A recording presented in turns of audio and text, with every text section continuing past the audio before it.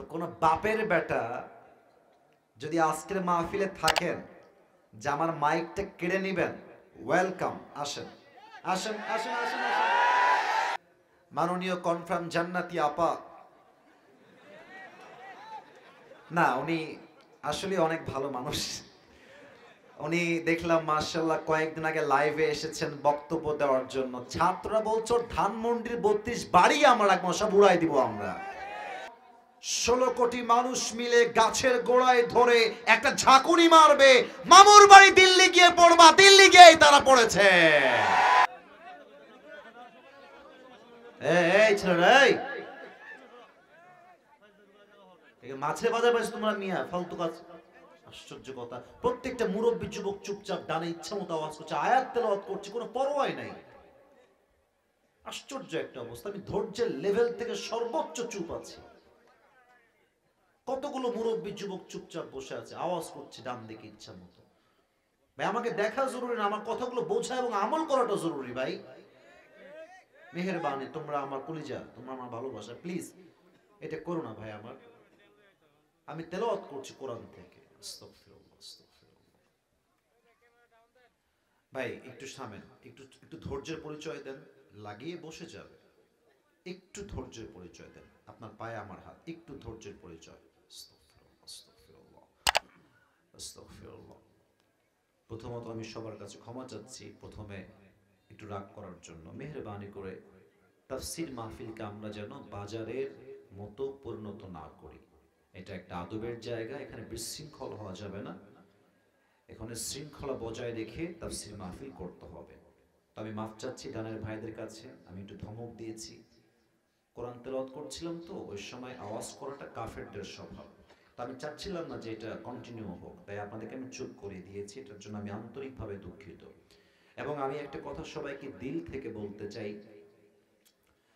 এই মাহফিলের দ্বারা আজকে আমার কিশোরগঞ্জের যে সফর, আমার যে কিশোরগঞ্জের মাহফিলের ডেট বা প্রোগ্রাম, এটা দিয়ে আজকে সমাপ্তি ঘটছে। আমাদের সঙ্গে একজন ভাই হোয়াটসঅ্যাপে অলওয়েজ কন্টিনিউয়াস যোগাযোগ করতেন, আজকে বিকালেও ভাই দেখা করেছেন। ভাইটা কোথায় আছে? কোথায় আছে? এখানে আসে নাই? এই যে ভাই, আপনার নাম যেন কি? জাহাঙ্গীর আলম ভাই। ভাই বহু মেসেজ দেয়, মানে প্রতি সপ্তাহে মেসেজ দেয়। আমি দেখতাম মাঝে মাঝে, হুজুর ভালো আছে তো, হুজুর সুস্থ আছে তো, হুজুর আসবে তো, ভাই সব ঠিকঠাক আছে তো। তো এরকম কলিজার টুকরা ভাইদের জন্য আমরা আসলে আসতে বাধ্য হয়ে যাই। তা আমার প্রিয় জাহাঙ্গীর ভাইকে আল্লাহ তাআলা ইসলামের একজন খাদেম হিসেবে ওমরে ফারুক রাদিয়াল্লাহু তাআলা আনহুর মতো কবুল করুক। পড়েন সবাই আমিন। তবে আমি আসার সময় যতটুকু জানতে পেরেছি, আজকের মাহফিলকে অ্যারেঞ্জ করার জন্য সবচেয়ে পরিশ্রম দিয়েছে আমার কলিজার টুকরা যুবক ভাইরা। ওদের জন্য দোয়া করে দেই। আমার যুবক ভাইদেরকে আল্লাহ নেক হায়াত দান করুক। পড়েন সবাই আমিন। গত বছর শুনেছি আমির হামজা হুজুর এসেছিল, এবার আল্লাহ তাআলা আমাকে এনেছেন। নেক্সট বছর এই যুবকরা অন্য কোনো একটা মাঠে মিজানুর রহমান আজহারি হুজুরকে নেক্সট বছর নিয়ে আসবে ইনশাআল্লাহ। আল্লাহ সেই শক্তি, সেই সামর্থ্য আমার যুবক ভাইদেরকে দান করুক। পড়েন সবাই আমিন। তা আমার কিশোরগঞ্জের, করিমগঞ্জের ভাইরা কেমন আছেন আপনারা সবাই? আলহামদুলিল্লাহ। তো আসতে বললেন যে কেমন আছেন আপনারা সবাই? আজকের মাহফিলে বসতে পেরে আমরা সবাই খুশি না বেজার? আমার কাছে লম্বা চড়া ভূমিকা দেওয়ার মতো টাইম নেই। জাস্ট দেশকে নিয়ে কয়েকটা কথা বলতে চাই, অ্যান্ড দেন তারপরে আমি আমার যেই সেন্ট্রাল থিম বা সাবজেক্ট ম্যাটার, মূল আলোচ্য বিষয়, সেখান থেকে আমি ওয়াচ করার I will try my best level, সর্বোচ্চ আমি চেষ্টা করব। দেশ নিয়ে কথা বলবো। আগেই সবাইকে সাবধান করে দেই, কিছু মানুষের গায়ে কিন্তু কথাগুলো লাগবে। তো গায়ে লাগুক বা না লাগুক, হক কথা আমাকে বলতে হবে। কে নারাজ হলো কি খুশি হলো, আই ডোন্ট কেয়ার। হক কথা বলতে এটা নয়, বুকের কলিজা বড় হওয়া লাগে যুবক ভাইরা।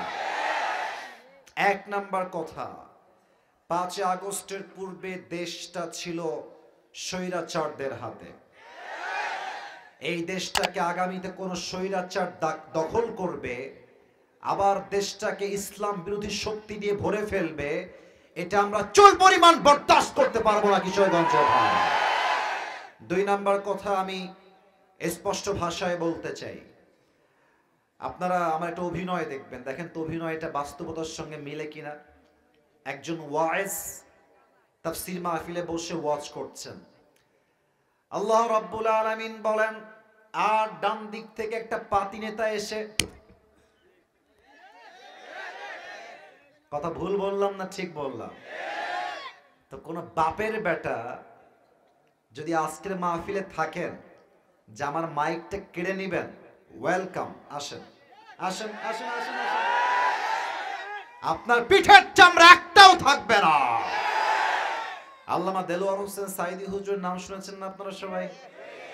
আমাদের কলিজার টুকরা, আমাদের নয়নের মণি ছিলেন তিনি।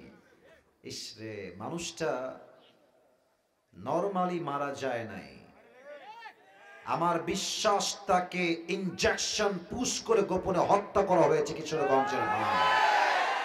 আমি ডক্টর ইউনূস সাহেব সহ সবাইকে বলতে চাই, আমার এই বাংলার মাটিতে ততক্ষণ পর্যন্ত ইনসাফ কায়েম হয়েছে বলে আমরা মানব না, যতক্ষণ পর্যন্ত সাইদি হুজুরের হত্যার বিচার এই বাংলার জমিনে কায়েম না হবে। উনি একটা কথা বলতেন যে, তোমরা তো আমাদেরকে হক কথা বললে 3টা গালি দাও, 1 হচ্ছে রাজাকার, 2 হচ্ছে জঙ্গিবাদ, 3 হচ্ছে মৌলবাদ। তো উনি বলতেন, খুব মারাত্মক পয়েন্ট এটা, যে যতই মৌলবাদী বলে গালি দাও আমরা কিন্তু রাগ করি না। কারণ কি? মৌল আসছে মূল থেকে। মূল মানে কোরআন, মূল মানে হাদিস, মূল মানে হচ্ছে আল্লাহ তাআলা, মূল মানে হচ্ছে হিজ লাস্ট মেসেঞ্জার মুহাম্মদ সাল্লাল্লাহু আলাইহি ওয়াসাল্লাম। তো আল্লামা দেলোয়ার হোসেন সাইদি হুজুর বলতেন, যারা আমাদেরকে মৌলবাদী বলে গালি দাও, আমরা হলাম সবাই মূলবাদী, তোমরা সবাই আগাবাদী। সোনামণি, তোমরা গাছের আগায় থাকো, আমরা গোড়ায় থাকি, বাড়াবাড়ি বেশি কইরো না। আলেমদেরকে ধরে ধরে জেলখানায় বন্দী করো না, গুম করো না, হত্যা করো না। বেশি বাড়াবাড়ি করলে সময় আসবে এমন 16 কোটি মানুষ মিলে গাছের গোড়ায় ধরে একটা ঝাঁকুনি মারবে, মামুর বাড়ি দিল্লি গিয়ে পড়বা, দিল্লি গিয়েই তারা পড়েছে। ওনার প্রত্যেকটা কথা আজকে বাংলার মাটিতে বাস্তবে রূপ ধারণ করেছে। আমাদের যিনি ছিলেন মাননীয় কনফার্ম জান্নাতি আপা, না উনি আসলে অনেক ভালো মানুষ। উনি দেখলাম মাশাআল্লাহ কয়েকদিন আগে লাইভে এসেছেন বক্তব্য দেওয়ার জন্য। ছাত্ররা বলছো ধানমন্ডির 32 বাড়ি আমরা রাখবো, সব উড়াই দিব আমরা। তবে আমার কথা একটু বুঝে শুনবেন, মহিলা কিন্তু খুবই ডেঞ্জারাস, খুবই ডেঞ্জারাস। তার পাতা কোনো ফাঁদে আমাদের পা দিলে চলবে না। সে পুরো ভারত কেন, পুরো পৃথিবী নিয়ে আসলেও এই দেশের ক্ষমতার চেয়ার নেক্সট টাইম আর দখল করতে পারবে না কিশোরগঞ্জের ভাইরা আমার। এটা নিয়ে আমি 2টি কথা বলবো এবং আমার ভূমিকা কথা আমি শেষ করে ফেলবো। আগামীতে দেশে নির্বাচন হবে, হবে না? কথা বলতে হবে, হবে না? সুষ্ঠু নির্বাচন আমরা সবাই চাই কি চাই না? আমার কথাকে আপনি নেগেটিভলি নেবেন না, পজিটিভলি বোঝেন। দেখেন আমি কি বলি, আপনার কলিজায় এটা আঘাত করবে, আশা রাখবো আমি এটা। 1 নাম্বার, আগামীতে নির্বাচন হবে বাংলাদেশে। আমি আজকে আসিফ হুজুর হিসেবে নয়, just as a citizen of Bangladesh, দেশের একজন নাগরিক হিসেবে বলছি, আগামীতে বাংলাদেশে আমরা প্রধানমন্ত্রী হিসেবে কোন নারীকে সেকেন্ড টাইম বাংলাদেশে আর দেখতে চাই না। 1 নাম্বার কথা, আমরা কোন নারীকে ক্ষমতায় দেখতে চাই না। 2 নাম্বার কথা, আমরা আগামীর বাংলাদেশে এমন একজন পুরুষকে ক্ষমতায় দেখতে চাই, যিনি একই সময়ে বাংলাদেশের প্রধানমন্ত্রী হবেন, যিনি জাতীয় সংসদে দাঁড়িয়ে বাংলাদেশের পক্ষে বক্তব্য রিপ্রেজেন্ট করবেন এবং তার যোগ্যতা, তার কোয়ালিফিকেশন, তার কাবিলিয়ত, তার ইস্তেআদাদ